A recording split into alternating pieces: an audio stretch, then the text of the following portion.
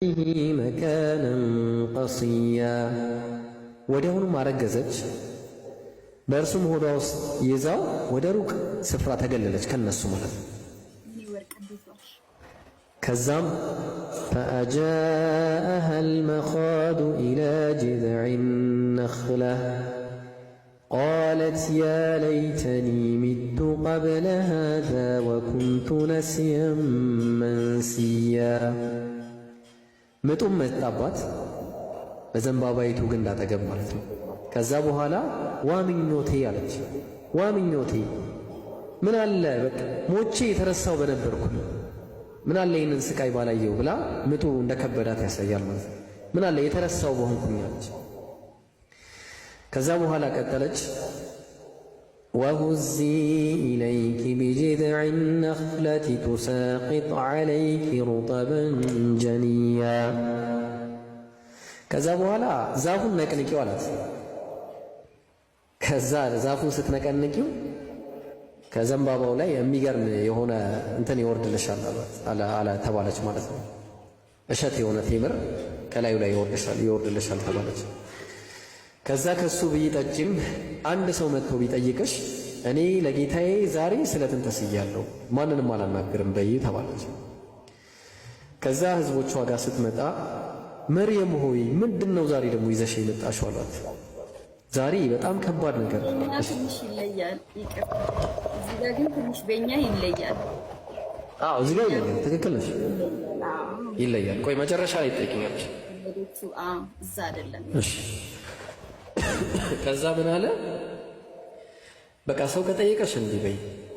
ከዛ ይዛው ስትመጣ ልጁን ያው እንግዲህ እንደሚያውቁት ዮሴፍ የሚባል ሰው ምናምን ያው በባይብል ላይ ያለውን አልናገርም እና ከዝሙት ነው የወለደችው ለማለት እንትን አላቸው። ምን አሉ በቃ እንዴት ምን አይነት ብልግና ይዘሽ መጣሽብን አሏት። ከዛ እንዲህ ያሉ يا أخت هارون ما كان أبوك امرأ سوء وما كانت أمك بغيا እንዴ አንቺ የሃሩን እህት ሆይ እንዴት አድርጎ ነው ቆይ እንዴ አባትሽ ባለጌ መጥፎ ሰው አልነበረም እናትሽ ባለጌ ሴት አልነበረችም ኬታ መጣሽው አንቺ እንደ አይነት ስራ አሏት። የዚህን ጊዜ فأشارت إليه قالوا كيف نكلم من كان في المهد صبيا እንዴ አመላከተቻቸው። ቀደም መላኩ ምን ብሏት ነበር? አንቺ ማንም ሰው ቢያናግርሽ እኔ ስለተስያለሁ ዝም ብለሽ አመላክሽ ተብላ ነበር። ከዛ አመላከተቻቸው ልጁን ማለት ነው። ከዛ ልጁን ስታመላክታቸው ምን አሉ? እንዴ قالوا كيف نكلم من كان في المهد صبيا እንዴ ማውራት የማይችል ያንቀልባ ልጅ እንዴት ነው አናግሪ ብለሽ የምትጠቁሚን አሏት። የዚህን ጊዜ ምን አለ ዒሳ በአንቀልባ ላይ ያለው ልጅ قال إني عبد الله آتاني الكتاب وجعلني نبيا እኔ የአላህ ባሪያ ነኝ መጽሐፍንም ሰጥቶኛል ወንጌልን ኢንጂልን ወጀዐለኒ ነቢያ ነቢይም አድርጎ ልኮኛል አላቸው።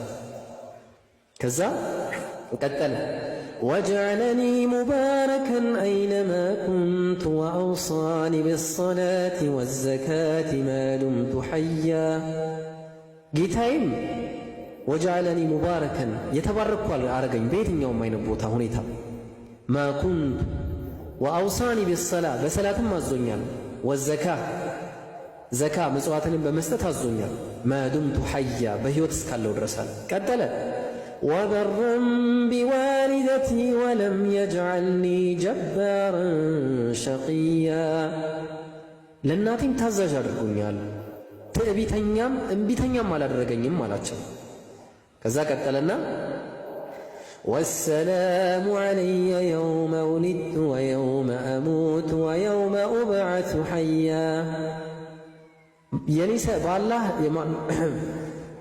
የአላህ ሰላም በእኔ ላይ ይሁን የውመ ውሊድቱ በተወለድኩበት ዕለት ወየውመ አሙቱ መጥቼ በምሞትበትም ዕለት ወየውመ ኡብዐሱ ሐያ ሕያውም ሆኜ በምቀሰቀስበት ዕለት የአላህ ሰላም በእኔ ላይ ይሆናል። ቀጠለ ዛሊከ ዒሳ ብኑ መርየም የዒሳ ጉዳይ የመርየም ልጅ ጉዳይ ይሄ ነው። ቀውለል ሐቅ አለዚ ፊህ የምተሩን በሱ ጉዳይ የሚጨቃጨቁበትና የሚለያዩበት ጉዳይ ይሄ ነው አለ። ቀጠለ ما كان لله أن يتخذ من ولد سبحانه الرحمن الله እኮ ልጅ መያዝ ለሱ የተገባው አይደለም ማለት ቁርአኑ ነው የሚለው። ጥራት ይገባው ይሄ ለሱ የተገባው ባህሪ አይደለም ማለት ባይሆን إذا قضى أمرا فإنما يقول له كن فيكون አንድ ነገር በሻ ጊዜ ለሱ ሁን ማለት ብቻ ነው፣ ወዲያውኑም ይሆንለታል። ስለዚህ የዒሳ ጉዳይ እሱ አንድን ነገር ለመፍጠር በፈለገ ጊዜ ሁን የሚለው ቃሉ ስለዚህ ሆነ፣ ወዲያውኑም ሆነ እንጂ እናንተ እንደምትሉት ይላቸዋል ማለት። እሺ ቆይ ልቀጥልልሽ፣ መጨረሻ ላይ እነግርሻለሁ። ምን አለ ኢየሱስ ራሱ ዒሳ ራሱ በቁርአን ላይ ምን አለ? ወኢነ አላህ ረቢ ወረብኩም ፈዕቡዱህ ሃዛ ሲራጡን ሙስተቂም።